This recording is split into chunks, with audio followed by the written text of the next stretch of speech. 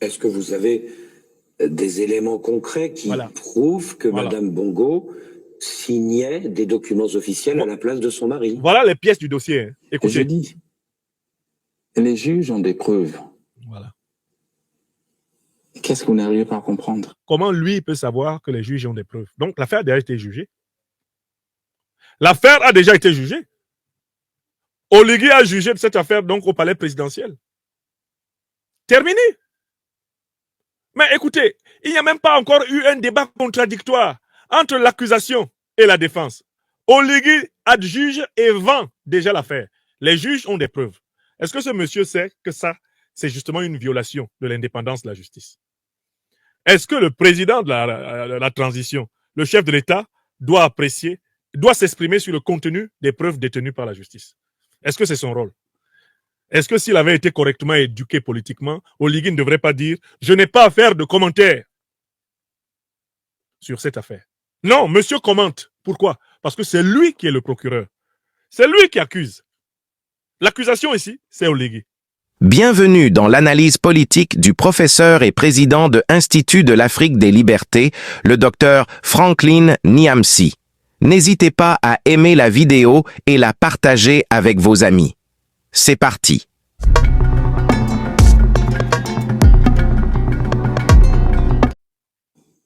Et il est le juge. Et vous avez des preuves de ce que... Voilà. Posez la question à Ali Bongo Ondimba. Voilà. Après son AVC. Posez la question à Ali Bongo Ondimba. Et je le sais pour l'avoir vu. Après son AVC. Donc vous voyez qu'un président en exercice du pouvoir d'État dans un pays commence à juger d'une affaire contre un de ses opposants. Et il traite donc déjà du contenu du dossier. Et voilà que Oligui ouvre le dossier et se met à donner ce qu'il considère comme des preuves. Vous voyez la preuve qu'il va donner, hein? Il va utiliser sa main droite pour démontrer la preuve. Je m'excuse. Son bras, il est paralysé. Et je l'ai vu. Il ne signe aucun document. Donc, vous avez entendu? Est-ce que vous voyez l'argument qui est sorti par un homme? C'est d'une indignité, c'est d'une méchanceté, c'est d'une perfidie diabolique. Ali Bongo a été victime d'un AVC. Et en effet, on voit bien que le côté droit de son corps a été paralysé. Probablement que l'usage de sa main droite en a été affecté. La main avec laquelle il signe. Se basant sur l'état de santé d'Ali Bongo, Oligui fabrique une preuve que ce n'est pas Ali Bongo qui signait. Mais qui a dit à Oligui que dans une présidence, si le président a une hémiplégie partielle du corps, il ne peut pas faire signer en son propre nom, il ne peut pas signer les documents de l'État, selon la forme qu'il estime conforme, en effet, à l'exercice de sa souveraineté. Mais il y a des cachets de signature, il y a des signatures par ordre, il y a des délégations que le président peut donner quand il est partiellement empêché d'utiliser son corps. Bon, en quoi ceci est une preuve? Et qui plus est, mais pourquoi Ali Bongo n'est pas jugé? Si Ali Bongo a failli à ses obligations de président de la République, pourquoi lui on ne le juge pas? C'est sa femme qu'on prend et son fils. Si Ali Bongo a failli à ses obligations de président, pourquoi il n'est pas jugé? Pourquoi est-ce son fils? C'est la grande question. Et je vous ai expliqué, Ali Bongo n'est pas jugé parce que s'il parle, la France-Afrique explose. Ali Bongo n'est pas jugé parce que s'il parle, il sera obligé de dénoncer tout le directoire du PDG, qui est actuellement avec Oligui. Ils ne veulent pas qu'Ali Bongo parle. Mais ils veulent que la famille d'Ali Bongo accepte un minimum d'excuses qui permettront de condamner momentanément Sylvia et Nourdine. Ensuite, on va les envoyer en exil. Et Oligui va être en roue libre pour sa dictature sous le parrainage de sa tante Pascaline. Est-ce que vous avez compris? Donc, voilà un gros manipulateur, mais malheureusement qui est tellement... La garde présidentielle, vous avez renversé Ali Bongo, vous avez promis aux Gabonais une nouvelle ère. Voilà un gros manipulateur qui est pris à son propre jeu. La suite. Il ne signe aucun document. Ouais. Quelle honte. Et cela ne prouve pas que son épouse signait à sa place. Un neveu.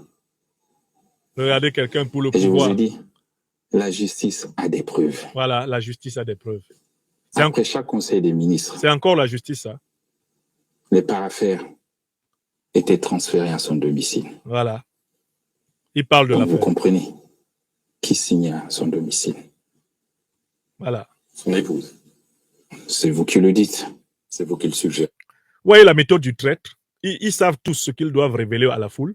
Ils se sont entendus sur tous les éléments de langage. Et il fait comme si c'était Marc Perelman et Christophe Boisbouvier qui sortaient les pièces du dossier. Ah, c'est vous qui le dites. C'est vous qui le dites.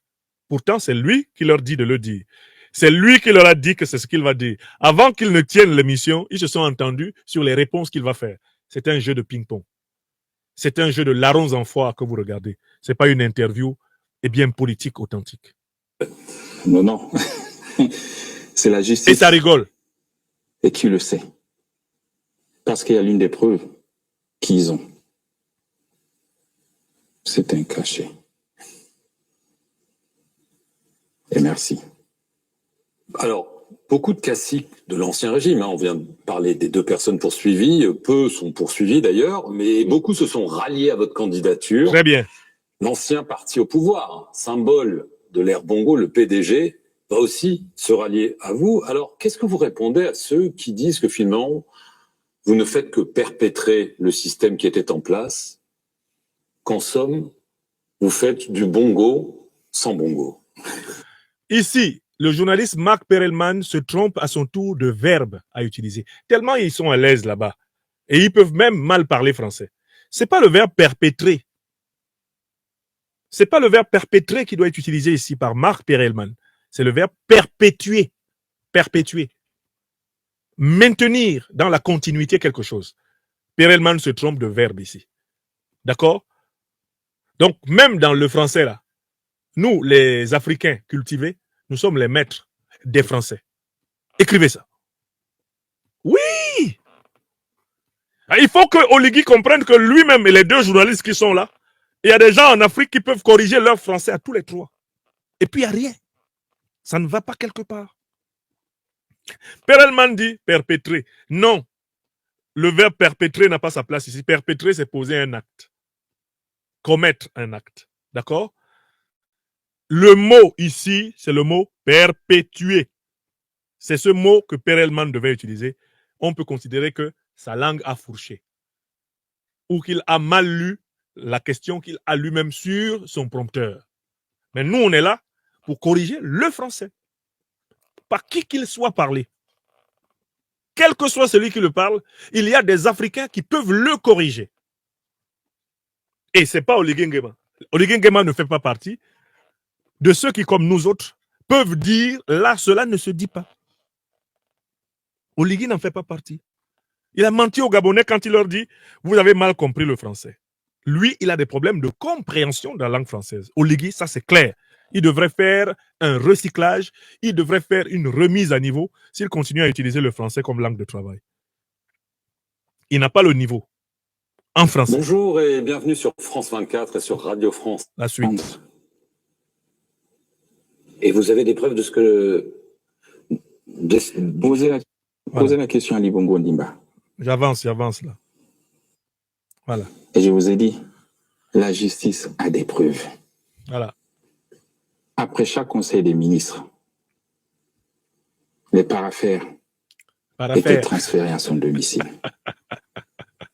Donc vous comprenez qui signe à son domicile. Son épouse. C'est vous qui le dites. C'est vous qui le suggérez. Non. C'est de la sorcellerie. C'est la justice. Et qui le sait? Voilà. Parce qu'il y a l'une des preuves qu'ils ont. C'est un cachet. C'est un cachet. Et merci. Mais c'est banal dans les présidences, alors, le cachet de signature. Beaucoup de classiques de l'Ancien Régime, on vient de parler des 2 personnes poursuivies, peu sont poursuivis d'ailleurs, mais beaucoup se sont ralliés à votre candidature. L'ancien parti au pouvoir, symbole de l'ère Bongo, le PDG, va aussi se rallier à vous. Alors, qu'est-ce que vous répondez à ceux qui disent que finalement, vous ne faites que perpétrer le système qui était en place? Boisbouvier, vous corrigerez ça. Hein? Vous direz, vous ne faites que perpétuer. Perpétuer. Hein? Voilà. Parce qu'en Afrique, nous sommes les locuteurs les plus nombreux de la langue française. Donc, il y a des choses comme ça que nous ne laisserons plus passer. Juste pour vous rappeler que même dans cette langue, eh bien, plusieurs d'entre nous sont vos maîtres. D'août 2023, Pierre Claver Maganga Moussavou et le syndicaliste Jean-Rémy Yama, parce qu'ils pouvaient peut-être vous battre ou au moins... J'ai réactualisé. J'ai réactualisé. Présidentielle, il y a 8 candidats, voilà. Mais les règles sont tellement restrictives qu'en dehors de l'ancien Premier ministre Alain-Claude Billy-Guizet, aucun poids lourd ne peut se présenter contre vous. Du coup, on se demande si vous n'avez pas sciemment exclu le professeur Albert Ondossa, qui est le vrai vainqueur d'août 2023, Pierre Claver Maganga Moussavou et le syndicaliste Jean-Rémy Yama, parce qu'ils pouvaient peut-être vous battre ou au moins vous forcer à un deuxième tour. Alors, au-delà de 70 ans, on ne peut plus être candidat. C'est le choix des Gabonais. Il ment. C'est lui qui a imposé ça pour éliminer ceux qui peuvent le battre aux élections. D'accord? À 70 ans, on peut être candidat. 70 ans, ce n'est pas un âge trop avancé pour être candidat. C'est Oligui qui a imposé cela. Et c'est lui qui avait commencé déjà par intimider le gagnant de la présidentielle contre Ali Bongo. Si Oligui Nguema était un démocrate, il aurait remis le pouvoir à celui qui a gagné l'élection présidentielle. Le professeur Ondossa. C'est lui qui a gagné l'élection présidentielle contre Ali Bongo. Si Oligui Nguema était un militaire républicain, il aurait pris la garde républicaine et il serait allé se mettre devant le président élu du peuple gabonais, le professeur Ondossa. Il se serait mis au garde à vous et il aurait dit « À vos ordres, monsieur le président élu de la République du Gabon ». Mais Oligui Nguema n'est pas du tout un démocrate. C'est un démocrate, c'est un menteur. Hein? C'est quelqu'un qui est au service d'intérêts étrangers au peuple gabonais. Il n'en a rien à foutre de la démocratie. Et toutes les règles constitutionnelles qu'ils ont mises en place ont été faites pour lui ouvrir un boulevard vers le pouvoir. Il a exclu tous ceux qui peuvent le battre. Il a inclus tous ceux qui ont accepté de faire ses 4 volontés. Donc d'accepter qu'ils ont été battus, même s'ils ont plus de voix que lui. Il va s'auto-proclamer élu. Et ce que Oligui est en train d'organiser au Gabon, ça s'appelle une pourrilection. Ce n'est pas une élection. Une pourrilection. Élection dont on a exclu tous ceux qui peuvent rivaliser avec le candidat du pouvoir. Élection sous le contrôle des militaires. Élection sous le contrôle de la France-Afrique. Élection sous le contrôle de médias corrompus. Élection sous le contrôle, eh bien, d'une classe politique agenouillée. Ce n'est pas une élection. Votre serviteur a élaboré un concept pour désigner ce genre de canarderie, de canarderie. Ce type de canaillerie, de canarderie, s'appelle une pourrilection, c'est-à-dire une élection pourrie. C'est une non-élection. La clause de 70 ans a été calculée pour éliminer justement le professeur Ondossa parce qu'il a battu Ali Bongo. Et parce que même si on invite le professeur Ondossa maintenant à une élection contre Oligui Nguema, il va le battre. Parce que les Gabonais se diront, lui au moins il comprend le fonctionnement de l'État. Ondossa au moins peut comprendre comment l'État fonctionne. Mais voilà un type à qui on explique tous les matins comment fonctionne tel ou tel aspect de l'État. Parce qu'il ne comprend rien. Il passe son temps à danser. Il n'est pas à la hauteur de la gestion de l'État. Donc, Oligui ment quand il vous dit que c'est au nom, que c'est le peuple gabonais qui a voulu mettre en place ces critères. C'est lui, Oligui, qui les a mis. Et il les a mis avec l'approbation de ses parrains français. Vous avez compris? C'est un arrangement France-africain. C'est un arrangement France-africain qui préside aujourd'hui à la vie politique gabonaise comme hier. Nous ne sommes pas sortis de l'auberge de la néocolonie. Bonjour et bienvenue sur D'accord? France 24 et sur Radio France Internationale. Nous ne sommes pas sortis de l'auberge de la néocolonie. C'est de la manipulation politique. Qu'on respecte pour une fois ce que les Gabonais veulent et ce que la Constitution a demandé ou exigé. Voilà quelqu'un qui n'a pas respecté celui qui a gagné l'élection et Pour qui le vient cas parler de constitution. de Minalmi. celui que vous avez aussi évoqué, Jean-Rémy Yaman. L'inclusivité ne veut pas dire le non-respect des procédures. Ouais, Ce pays doit changer. mon Dieu. Avec Et qui? il va changer. Avec les mêmes? En France, on ne respecte pas les lois. Quelle plaisanterie. Dites-moi, On essaye. les candidats ne Voilà. respectent pas les lois aux élections présidentielles. Bois Bouvier dit qu'en France, on essaye de respecter les lois. Vous voyez que c'est une conversation de copains et de coquins. Donc, il reconnaît que, en fait, le non-respect des lois est quelque chose de partagé entre les deux rives de la Méditerranée. Par cette réponse, Bois Bouvier reconnaît qu'en fait, on a affaire à une interview qui a lieu en pleine France-Afrique.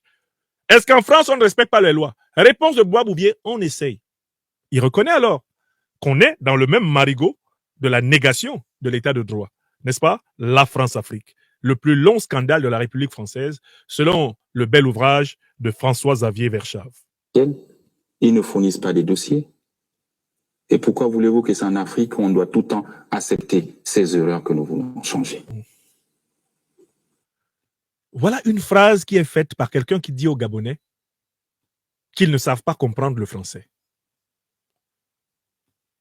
Je reprends la phrase. On ne respecte pas les lois. Ce pays doit changer. Écoutez la phrase. Et il va changer. Oui. Alors? En France, on ne respecte pas les lois. On essaye. Et dites-moi, On essaye. Ah, on les essaye. candidats ne respectent pas les lois aux élections présidentielles. Ils ne fournissent pas des dossiers. Et pourquoi voulez-vous que c'est en Afrique qu'on doit tout le temps accepter ces erreurs que nous voulons changer? Et pourquoi voulez-vous que c'est en Afrique qu'on doit tout le temps accepter ces erreurs que nous voulons changer? Ouais! Ça fait pitié. Et pourquoi voudriez-vous que ce soit en Afrique qu'on accepte ces erreurs que nous voulons désormais changer? Ça se dit en français. Mais c'est pas ça, là, c'est pas cette bouillabaisse, là. Voilà celui qui dit aux Gabonais qu'ils n'ont pas bien compris le français, mais qui, tout au long d'une interview de 16 minutes, déchiquette le français en 1000 morceaux. Piétine le français, marche dans le français comme une vache affamée dans un pré. Que c'est triste. Merci, Monsieur le Président, de nous avoir reçus ici, à Libreville. Et merci à vous de nous suivre sur nos deux antennes, France 24 et Radio France Internationale. Alors, voilà l'interview délivrée par M. Oligui Nguema à la presse française. Nous l'avons décortiqué d'un bout à l'autre. Est-ce que vous avez trouvé un seul moment de vérité dans cette interview? Vous qui m'avez écouté maintenant, ça fait 2 heures. Ça fait 2 heures que je parle. Ouais, ça fait 2 heures. Non, 1 heure. Ça fait 1 heure que je parle. Je pense que c'est 50 minutes, 50,48, si je ne m'abuse. Dites-moi, ça fait combien de temps là? Je n'ai même pas regardé le temps qui passe. Je vais regarder de quel côté pour savoir qui peut me rappeler le temps, parce qu'on a été interrompu à certains endroits. Un peu moins d'1 heure, c'est ça? Ça fait combien de temps là que nous parlons? Vous avez l'heure sur votre... Oui, ça fait 2 heures. Ça fait 2 heures et 12 minutes que nous parlons. Ok, très bien. Je vous pose la question de savoir, pendant les 2 heures d'analyse, et nous avons écouté les 16 minutes environ de l'interview, est-ce que M. Oligui Nguema a été pris en train de dire la vérité une seule fois? Du commencement de l'interview là-bas jusqu'à la fin, est-ce qu'il a dit la vérité? Oui, ça fait 2 heures et 12 minutes d'analyse. Oligui Nguema a-t-il dit la vérité une seule fois? Mes amis, répondez. Ne répondez pas parce que c'est moi qui vous le demande.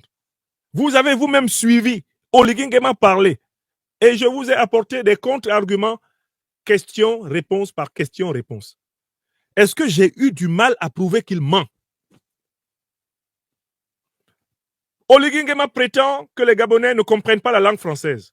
Est-ce que je n'ai pas prouvé que c'est lui seul, Oligui Nguema, qui ne comprend pas la langue française? Il y a des Gabonais infiniment plus brillants et qui maîtrisent parfaitement la langue française, mieux dans tous les cas qu'Oligui Nguema. Oui ou non? Je l'ai prouvé ou pas? Deuxième point. Oligui Nguema dit qu'il est l'homme de la libération du Gabon, l'homme de la rupture. Est-ce que je ne vous ai pas démontré qu'au contraire, il est l'homme de la continuité du système néocolonial, du système france-africain? Deuxième chose. Oligui Nguema dit qu'il veut que la justice et que le droit soient dits au Gabon.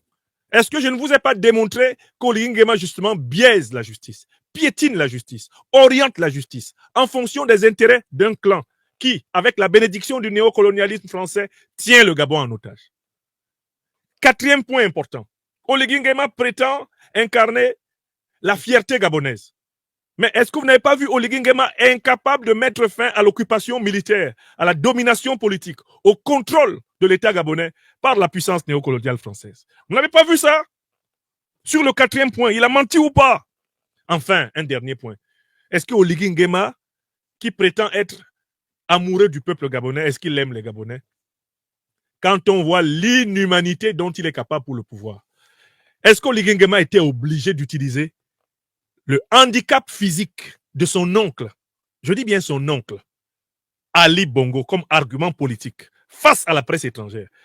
Vous ne trouvez pas ça indigne de la part de quelqu'un qui est de la famille des Bongo? C'est leur neveu. Oligui est le neveu des Bongo. Est-ce que Oligui Nguema respecte même sa propre famille? En utilisant l'argument de l'état de santé d'Ali Bongo dans une émission sur des chaînes françaises, est-ce qu'Oligui Nguema respecte le Gabon? Est-ce qu'il était obligé d'aller jusqu'à ce point d'indignité en tant que membre de la famille Bongo? Ce sont ses oncles. En tant que neveu, est-ce que tu dois te mettre sur la place publique pour parler de la paralysie hémiplégique de ton oncle? Est-ce que toi, c'est de ta bouche que ça doit sortir? Et il ose demander pardon avant de parler, alors qu'il s'est maudit. Oligui s'est maudit en disant ces paroles-là. Ce monsieur-là, Ali Bongo, c'est un dictateur. Son père était dictateur. Mais toi, Oligui, ce sont eux qui t'ont fabriqué. C'est une fabrication totale d'Omar Bongo, d'Ali Bongo. Tu dois être le dernier à parler de leur état de santé. Parce que eux, ils t'ont fabriqué de A à Z. Dans la vie, il y a des limites à l'indignité. Il y a des valeurs qu'il ne faut pas sacrifier. Même pas à la politique. Parmi ces valeurs, il y a la valeur de dignité. Il faut être digne. Moi, quand je l'ai vu aller jusqu'à utiliser cet argument contre quelqu'un qui a fait de lui ce qu'il est, dont le père a fait de lui ce qu'il est, j'ai compris que le Gabon n'est pas sorti de l'inhumanité. Le Gabon n'est pas sorti de la nuit. Alors, tant pis pour ceux qui vont participer à cette mascarade qu'on appelle élection présidentielle au Gabon, mais qui n'est rien d'autre qu'une pourrilection. Tant pis pour eux. Chers téléspectateurs, vous avez été les témoins privilégiés de cette analyse politique profonde et inspirante avec le docteur Franklin Niamsi. Maintenant, c'est à vous. Réagissez en commentaire, partagez vos réflexions et vos idées. Si cette vidéo vous a éclairé, n'hésitez pas à l'aimer et à la partager avec vos amis. Ensemble, nous construisons l'Afrique de demain.